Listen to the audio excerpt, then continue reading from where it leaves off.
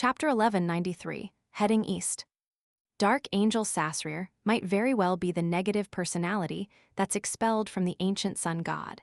Mr. Dor was once the most powerful king of angels.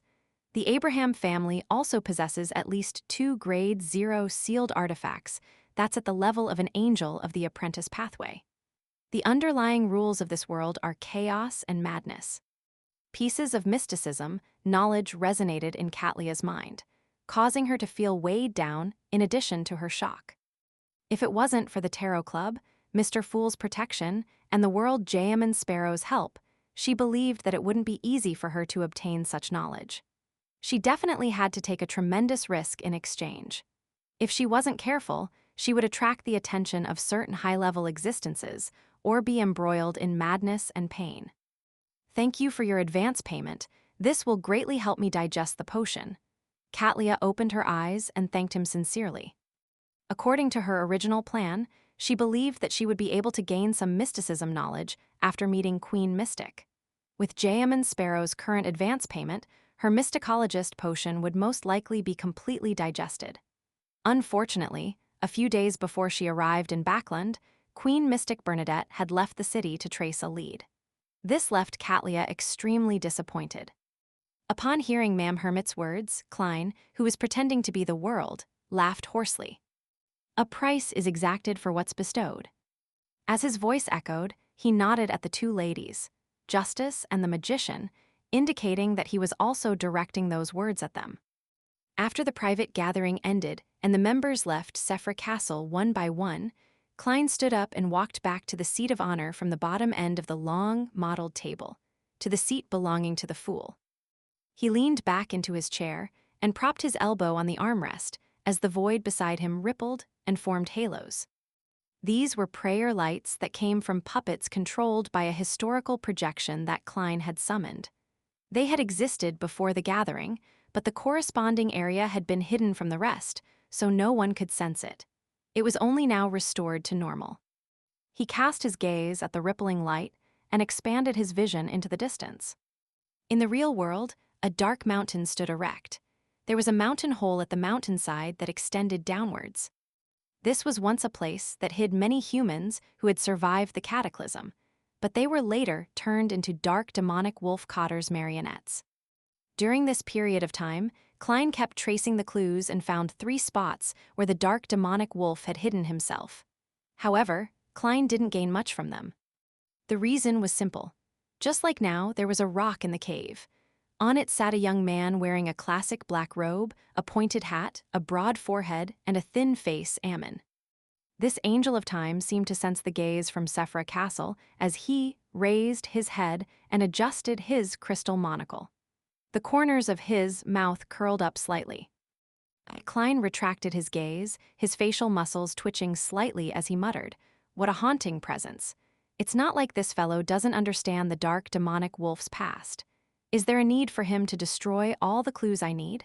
Furthermore, he only comes slightly earlier than me every single time. If it wasn't because he was Ammon's match, he really wanted to hang him up and beat him." Phew. Klein exhaled and immediately returned to the real world. He wore a black top hat and carried a dim yellow lantern. He dispelled his maintaining of the historical projection, and without looking back, he left the mountain and ventured deep into the silent wilderness. There was no hesitation in his footsteps, as he had already obtained detailed information about the dark demonic wolf, Cotter, from the Evernight goddess. He was well aware of the character, styles, and habits of the god of wishes. The reason why he was still searching for the dark demonic wolf's past was mainly because he wanted to verify the information. After all, the East Continent had been in the forsaken land of the gods for more than 2,000 years.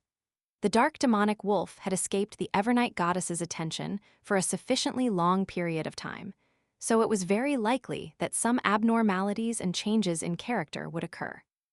If he made a plan following the intelligence provided by the Evernight goddess, there was a small chance that he would make the mistake of launching a surgical strike using an outdated map. Under the tremendous pressure from the true creator and Ammon, the chances of the dark demonic wolf transforming isn't low. Perhaps it has even turned abnormal or half-mad because of the excess stress. Klein couldn't help but lampoon inwardly. The words dark demonic wolf could actually be switched to Klein Moretti or Joe Mingrui ad verbatim. It just needed to be said in future tense. The other reason for his persistence in pursuing the dark demonic wolf's past was that he was trying to fool Ammon, making it difficult for him to guess that he had already grasped the key information. Of course, this might not be able to deceive the god of deceit.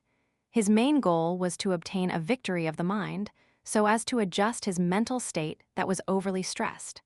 This allowed him to reduce the frequency at which he sought Miss Justice's treatment. Well, from the looks of it, the dark demonic wolf still maintains its clarity and rationality in the late second epic. It wasn't as violent as when it first fused with other Beyonder characteristics, bloodthirsty, crazy. His most important personality appears to not have changed, ever so suspicious. He doesn't even trust his own marionettes. Once he decides to migrate, he would leave all the marionettes that he had before and sever all connections.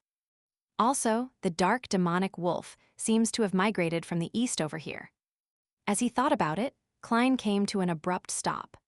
Under the darkness that was void of stars and the crimson moon, he cast his gaze in a particular direction by relying on his spiritual intuition.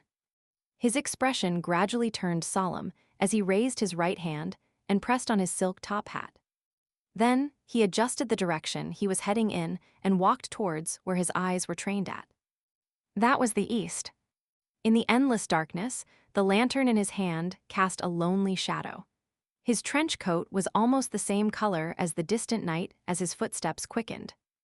Backland, Empressboro, inside the Hall family's luxurious mansion. Audrey sat in front of the dressing table and began to seriously consider how to release the bait in a seemingly reasonable fashion. During this process, she suddenly thought of something. That was that, if she wanted to go near a Beyonder gathering and monitor the thoughts of the participants, there was a lack of quick and efficient methods. As a Sequence 4 demigod, she neither could fly nor teleport. She also couldn't use the flames to jump secretly. It would be fine if it was late at night, but if she wanted to use dreams as a springboard, she could only rely on her feet during the day and evening. Oh, actually my speed isn't slow, but if I were to run faster than a steam train, I would definitely attract attention. There are so many powerhouses in Backland, so there's no lack of existences that can see through my psychological invisibility. Similarly, in my dragon form, I can fly, but that's just too eye-catching. Currently, I can only let my consciousness and spirit body enter the sea of collective subconscious, while I'm unable to bring my body in. As she pondered about the matter, Audrey could only consider purchasing sealed artifacts or mystical items that had traveling powers while deciding to travel through dreams if there were dreams. Otherwise, she could only rely on walking, carriages, or the metro. What a simple demigod. It's no wonder the full name is half human, half god. Those terrifying Beyonder powers are the godly side of things, while these are the human side of things. Audrey gave a self-deprecating laugh and reined in her thoughts. Backland, Hillstonboro. Sitting beside the fireplace, Fors opened a book that was propped on her thigh as a platform for her to write. Holding a pen in her hand, she stared at the horizontal lines on the paper and the tarot cards that were scattered on the ground for a long time. What's wrong? You don't want to lie to your teacher. No, everything you write will be the truth. You don't want to set up your teacher. Zio walked over, crouched down, and looked up into Fors' eyes. Fors shook her head. No, it's not because of this. I do feel a little guilty, but I know that this is a good thing for the Abraham family. I'm just hesitating. I keep feeling that our destinies will change after writing this letter. Zio was a little stunned when she heard that. She didn't quite understand what her good friend meant. Fors let out a sigh and said, "The battles from the past and now were actually not that dangerous for us. We had the ability to avoid it and obtain the corresponding resources to continue our peaceful lives. Therefore, my feelings for them don't run deep. We're like people standing beside a torrent. We could have watched everything go by safely, but after writing this letter, we might perhaps be swept into the torrent." Zio listened quietly. She opened her mouth and pursed her lips. If not for this, do you think we can avoid the torrent of fate? As she spoke, she picked up a tarot card from the ground. The surface of the card depicted an angel blowing a trumpet and the deceased. Judgment card. Fors looked at the deck of tarot cards for a while before closing her eyes. She pulled her hair back and smiled. I understand.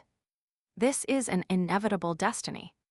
After praying to Mr. Fool and after obtaining the magician card, it was an unavoidable destiny. The fountain pen in Fors' hand finally landed on the letter. Pritz Harbor. Dorian Gray Abraham, who had long left the Fishermen's Association and changed his identity, tore open the letter sent by his student. As he quickly browsed through it, his expression went from shock, joy, and confusion to horror. Bang! Dorian threw away the letter in his hand and knocked down the table in front of him. It was like a monster hiding on that piece of paper with a curse. He retreated to another corner, pulled open the drawer, and took out some items. Then, he rushed to the door and prepared to leave. When his right hand touched the brass doorknob, Dorian's actions suddenly slowed down and finally stopped. He slowly turned around and cast his gaze at the letter on the ground. There was a complicated look in his eyes. After a few seconds, Dorian Gray Abraham slowly walked towards the letter. He walked with hesitation, feeling the dilemma and struggles, but he didn't stop. It was as if he had been seduced by the devil.